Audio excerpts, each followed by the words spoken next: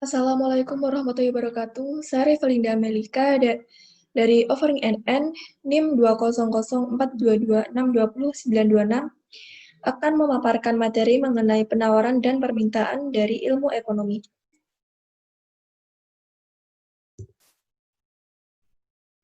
Topik yang akan dibahas pada materi kali ini, yang pertama ada konsep dasar penawaran dan permintaan, yang kedua mekanisme pasar, dan yang ketiga elastisitas.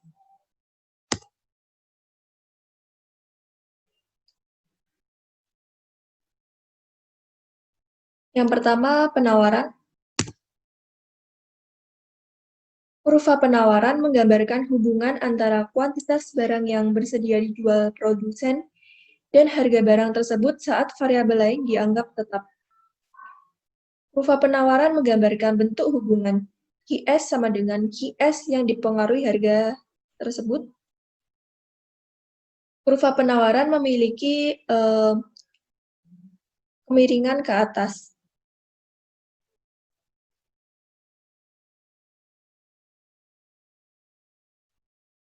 Kurva penawaran menunjukkan kuantitas suatu barang yang ingin dijual produsen pada harga tertentu dan menganggap faktor lain yang mungkin mempengaruhi kuantitas penawaran dianggap tetap, atau yang biasa disebut dengan asumsi ceteris paribus.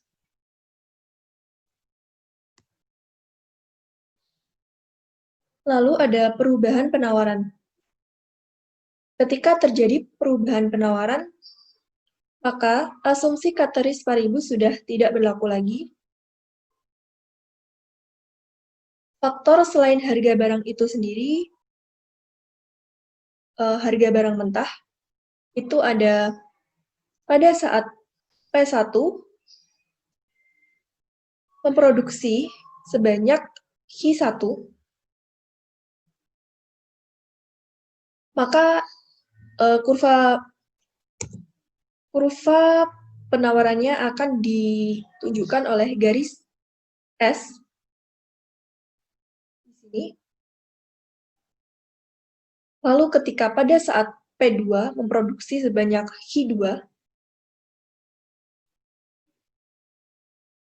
akan digambarkan oleh garis S aksen, maka kurva penawaran bergeser dari S ke S aksen.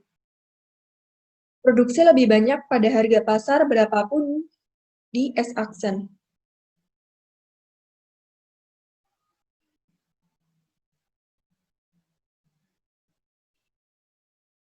Ketika harga barang mentah turun, produksi lebih menguntungkan. Pemain lama akan meningkatkan produksi, dan mungkin muncul pemain baru pada saat yang sama harga masih P1, kita bisa menduga ada kenaikan kuantitas penawaran. Digambarkan sebagai peningkatan dari Q1 ke Q2. Ketika biaya produksi menurun, output penawaran bergeser ke kanan. Berapapun harga pasar yang berlaku, keseluruhan kurva akan bergeser ke kanan. Pergeseran ditunjukkan dari S ke S aksen. Kita bisa menggunakan cara lain untuk melihat dengan turunnya biaya bahan mentah dengan membayangkan bahkan kuantitas akan tetap berada pada Q1 dan kemudian menanyakan berapa harga yang dibutuhkan perusahaan untuk menghasilkan demikian. Karena biaya lebih rendah, perusahaan akan menerima harga yang lebih rendah, yaitu sebesar P2 di sini. Hal ini berlaku tanpa memandang berapa kuantitas barang yang dihasilkan. Dalam gambar, jelas bahwa kurva penawaran harus bergeser ke kanan.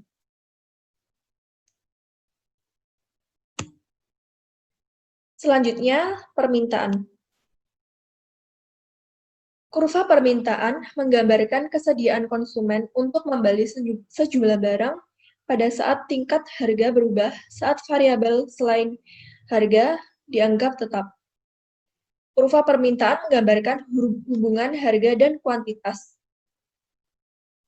Kurva permintaan memiliki kemiringan ke bawah, berbeda dengan kurva penawaran tadi yang memiliki kemiringan ke atas.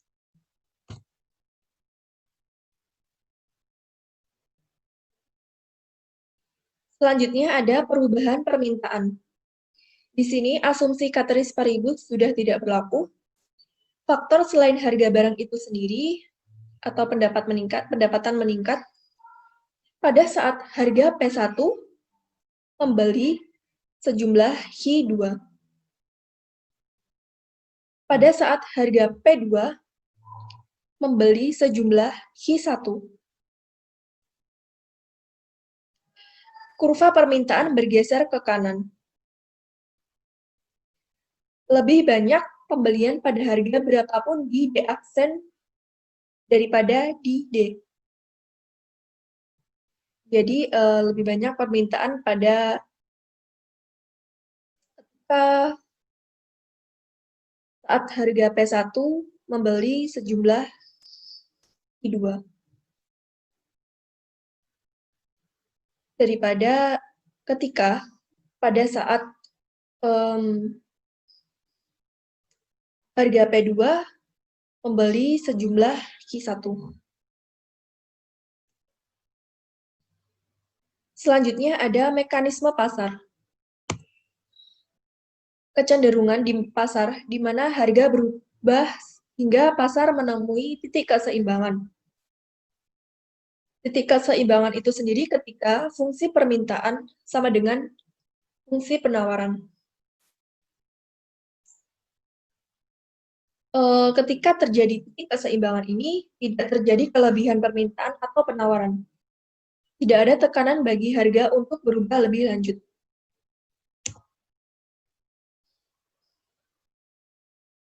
Ada titik keseimbangan atau equilibrium. Pada saat harga PO, kuantitas permintaan dan penawaran sama.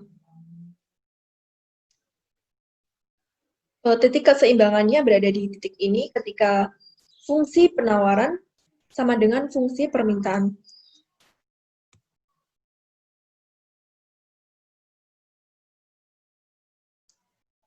Lalu ada surplus. Diasumsikan harga awal adalah di P1, kemudian ketika QS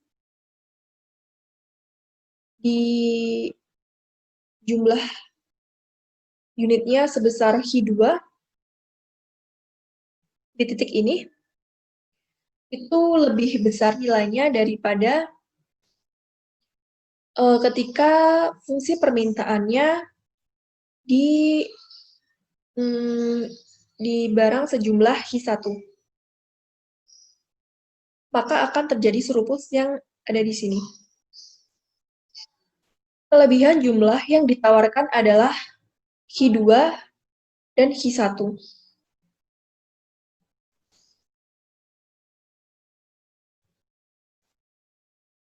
Ketika terjadi surplus, produsen akan menurunkan harga. Jumlah barang yang ditawarkan turun dan jumlah barang yang diminta naik. Jadi surplus sendiri itu menjelaskan ketika jumlah barang yang ditawarkan turun, tetapi jumlah barang yang diminta naik. Lalu keseimbangan pada P2 dan Q3. Keseimbangannya itu yang ada di sini, yang disebut surplus itu tadi.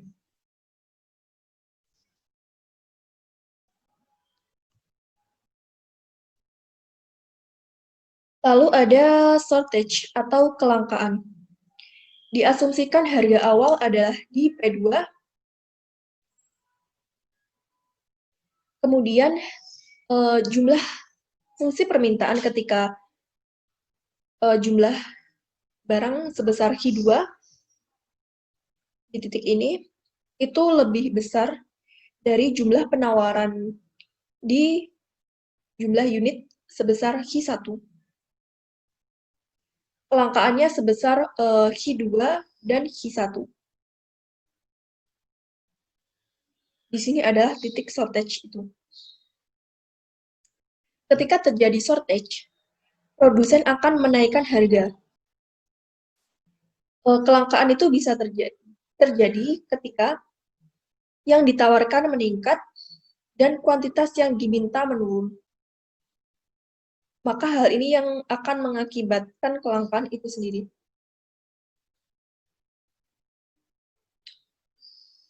Titik keseimbangannya terjadi pada titik P3-Hi3 di sini, karena ketika permintaan dan penawarannya itu bertemu di titik ini, maka yang disebut dengan titik keseimbangan.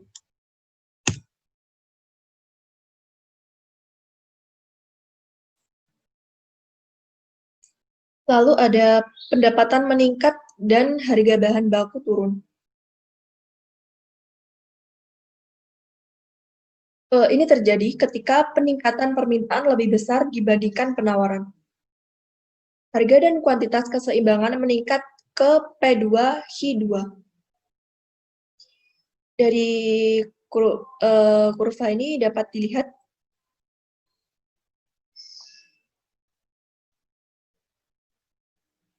yang sebelumnya berada di titik P1-Hi1 akan meningkat ke P2-Hi2. Maka ini yang disebut dengan pendapatan meningkat dan harga bahan baku turun.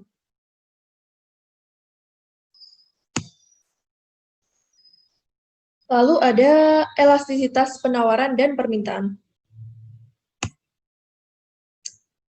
Elastisitas harga permintaan.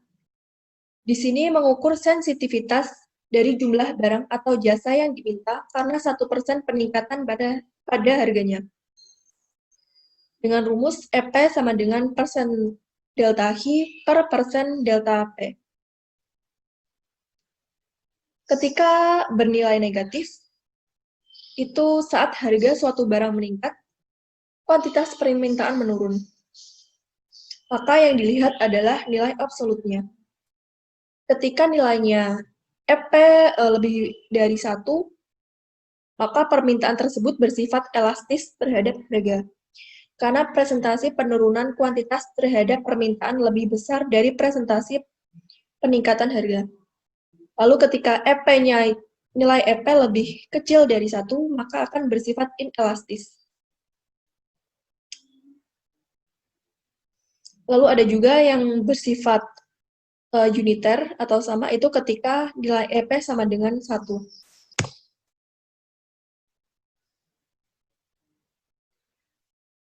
Lalu ada elastisitas harga permintaan.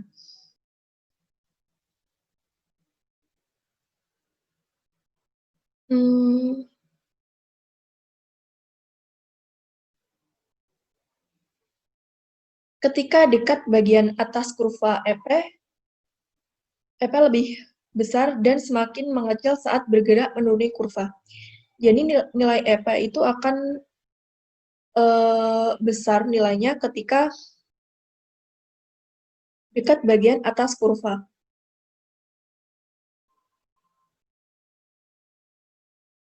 Dan ketika dia menuruni kurva, nilainya akan mengecil.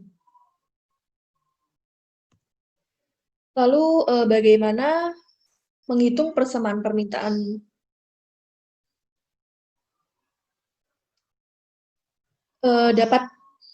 Kita bisa menghitungnya dari rumus Hi min Hi1 per P min P1 sama dengan Hi2 min Hi1 per P2 min P1. Contoh soalnya, suatu produk dengan harga 100 akan terjual 10 unit. Bila harganya 75 akan terjual 20 unit. Tentukan fungsi permintaannya. Dari soal dapat diperoleh P1 senilai 100, Hi1 senilai 10, P2 senilai 75, dan Hi2 senilai 20 unit. Dari soal kita dapat memasukkan ke rumus, diperoleh Hi sama dengan negatif 0,4P ditambah 50. Jadi fungsi permintaannya itu sebesar ini. Lalu ada elastisitas permintaan lain. Ada dua, yang pertama elastisitas pendapatan permintaan. Di sini mengukur persen perubahan kuantitas permintaan karena 1% perubahan pendapatan. Rumusnya EP sama dengan delta Hi per Hi dibagi delta I per Ki. Yang kedua, elastisitas harga silang. Di sini mengukur persen perubahan kuantitas permintaan suatu barang karena 1% perubahan pada harga barang lain. Elastisitas harga silang untuk barang substitusi akan bersifat positif, dan elastisitas harga silang barang komplementer akan bersifat negatif. Rumusnya EP sama dengan delta QB per QB dibagi delta PM per PM.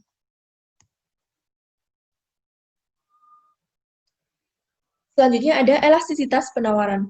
Di sini mengukur persen perubahan kuantitas penawaran karena 1% perubahan harga.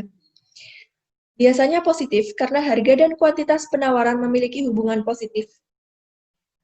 Di sini menjelaskan semakin tinggi harga memberikan insentif yang semakin tinggi bagi produsen untuk meningkatkan output. Mengaitkan elastisitas penawaran dengan tingkat bunga, upah, harga barang mentah, dan barang setengah jadi lainnya yang digunakan untuk produksi. Selanjutnya ada elastisitas jangka panjang dengan elastisitas jangka pendek. Elastisitas jangka pendek itu menjelaskan ketika konsumen atau orang tidak bisa serta-merta mengubah gaya hidup. Jadi dia harus terima. Contohnya itu seperti ketika ada perubahan harga bahan bakar minyak, itu kita tidak bisa melakukan apa-apa selain menerima. Tapi ketika elastisitas jangka panjang, kita bisa menyesuaikan dengan bersepeda, naik kendaraan umum, atau alternatif lainnya. Atau contoh lainnya, ketika COVID, orang itu akan berburu masker cenderung inelastis. Dia cenderung tetap pakai masker. Dan tapi lama-lama muncul masker kain dengan macam-macam bentuk. Ini yang disebut dengan bersifat elastis.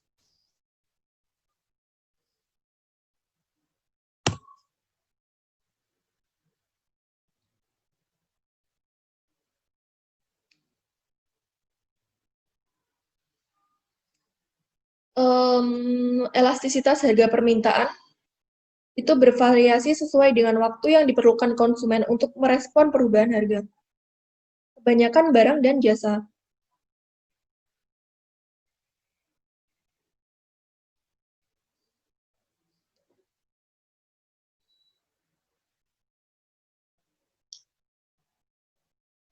Jangka pendek cenderung mengarah pada inelastis karena elastisitas lebih kecil dari jangka panjang.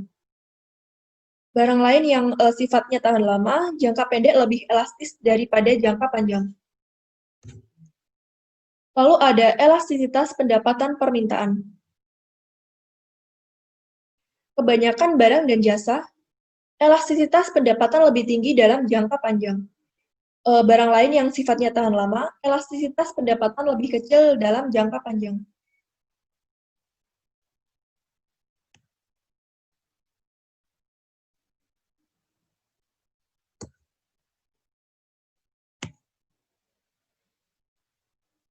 Sekian pemaparan materi dari saya. Mohon maaf jika ada kurang lebihnya. Saya Rivalinda Melika. Terima kasih karena sudah menonton video kali ini. Wassalamualaikum warahmatullahi wabarakatuh.